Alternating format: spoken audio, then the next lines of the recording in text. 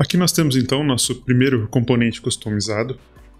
No momento ele não tem nenhum estilo bonito, nem nada, mas a gente vai fazer isso depois. Por enquanto, eu quero tornar ele um pouco mais dinâmico, né? Se a gente olhar aqui, ele é apenas algo estático, né? A gente tem esses dados aqui com hard-coded, né? E para isso, o que a gente vai fazer? Vamos fazer uma coisa diferente. A gente vai abrir aqui o customer.jsx, que é o nosso componente do cliente. Aqui então eu vou criar uma constante, vou chamar de customers. E ele vai receber um array. Vou colocar aqui, a princípio, 2 valores. Fernando e José da Silva, talvez. A ideia é simples aqui. A gente quer atualizar a tela e trazer algum desses 2 nomes de uma forma aleatória. Eu quero ter certeza que o React ele vai pegar um desses 2 nomes e demonstrar na tela. E não vai ser só o José da Silva estático aqui, mas a gente vai deixar ele também trazer algo aleatório.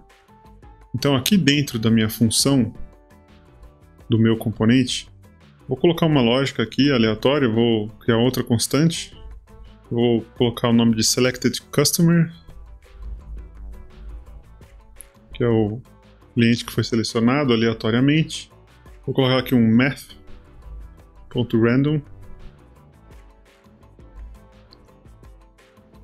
Se ele for maior ou igual a 0.5, porque aqui ele vai gerar para a gente um valor entre 0 e 1. Então eu vou pegar o primeiro índice,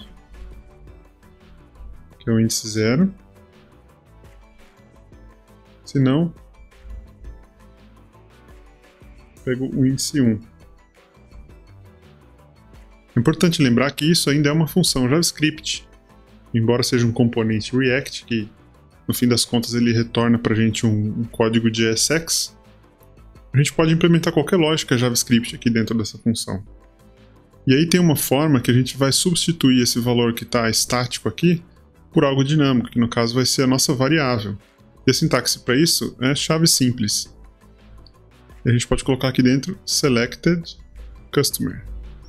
Aqui poderia ser qualquer código JavaScript, né? Até se eu colocasse aqui 2 mais 2, por exemplo, e salvar, a gente vai ver aqui o número 4.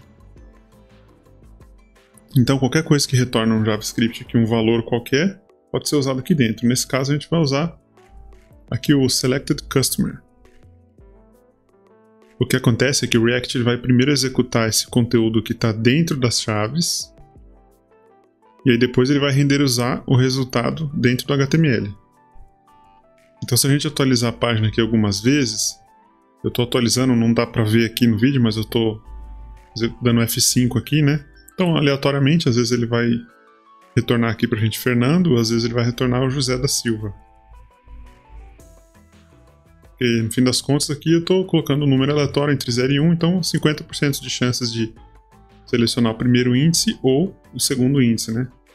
Embora essa função aleatória não seja algo que vai ficar aqui no resultado final da nossa aplicação, é importante que você entenda como consegue retornar um valor dinâmico dentro de um componente.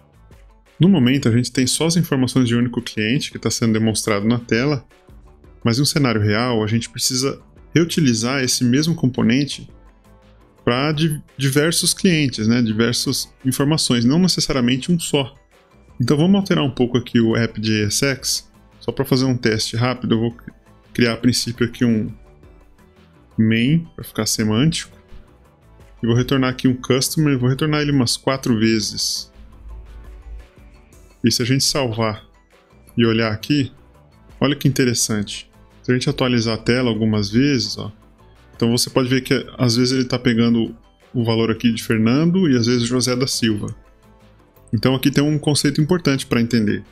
Que embora a gente esteja usando aqui o mesmo componente várias vezes, no fim das contas, cada componente é executado uma vez, né? Então, no caso aqui, 4 vezes. Na prática, nós temos 4 instâncias do mesmo componente, que são essas aqui. O componente React ele tem uma restrição que eu também quero citar nesse vídeo. Se a gente remover aqui o main, por exemplo, e de cara colocar aqui mais do que um componente para ser retornado aqui pela função, a gente pega um erro, tá vendo? Já dá um erro aqui. Então a gente sempre tem que retornar apenas um elemento, mesmo que ele tenha vários elementos dentro dele, né? Então a gente está usando aqui no caso o main, pode ser qualquer elemento HTML. Mas eu quero citar também uma palavra-chave, um elemento comum do React, que antigamente era utilizado, que era o fragment. Ele pode ser importado aqui do React, você poderia estar utilizando aqui. Agora, em versões mais recentes do React, a gente tem uma forma de facilitar isso aqui, que é simplesmente passando aqui as tags, né, vazias. Então a gente tem aqui, abre e fecha aqui a tag, e depois a gente fecha a tag aqui também. Vou remover esse import que a gente não precisa mais, coloquei só para teste. Quando a gente está usando vários componentes, como a gente está fazendo aqui com os customers, tem também uma outra funcionalidade crucial do React que você precisa saber, para que essas múltiplas instâncias elas possam ser mais úteis, que são as propriedades que a gente pode passar de um componente pai para o componente filho. Se você olhar aqui no customer.jsx, de certa forma ele ainda é estático, né? Embora a gente tenha esse código aqui que gera aleatoriamente, pega aqui o primeiro ou segundo índice, né, dessa variável, ele ainda de certa forma é aleatório, então a gente vai remover ele por enquanto, definitivo na verdade, né? E aí seria interessante se a gente tivesse uma forma de passar as informações por aqui. Por exemplo, a gente tem aqui o nome, né, do cliente, o telefone e o endereço. Então vamos supor que a gente pudesse colocar aqui os atributos no componente, que nem os atributos comuns de um elemento HTML. Por exemplo, aqui o name. Vamos falar que esse aqui é o Fernando. Aí tem o phone. Vou copiar esse aqui como exemplo. Vou falar que tem um address aqui também.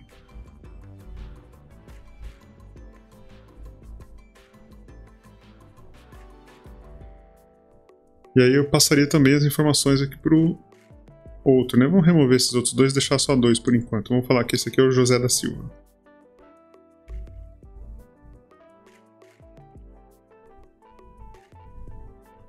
Falta um 9, né?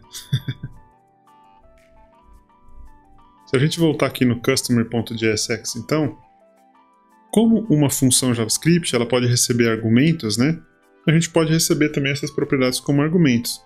E tem uma palavra-chave que a equipe do React criou, que são os props, que nada mais é do que um objeto que contém cada atributo que é passado aqui para dentro do meu componente. Nesse caso, name, phone e address. Então eu poderia simplesmente colocar aqui props, por exemplo, props.name, e aqui props.phone, e aqui talvez, props.address. Se a gente olhar agora o resultado, a gente está pegando a informação que vem lá do componente Py, lá do app.jsx, e passando para o customer.jsx. A gente está recebendo um erro aqui do ESLint, que está falando que está faltando a validação das propriedades, né, de cada atributo aqui que a gente está vendo. Por enquanto a gente pode ignorar esse erro, que não é bem um erro, é só um warning, né? Uma outra forma que eu gosto também de trazer os dados aqui, em vez de colocar o props direto aqui, é já desestruturar o meu objeto aqui dentro.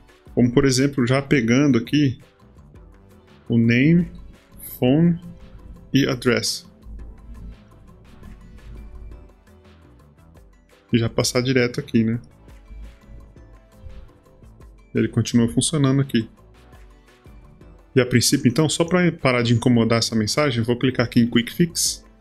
Vou desabilitar aqui para o arquivo inteiro esse tipo de erro.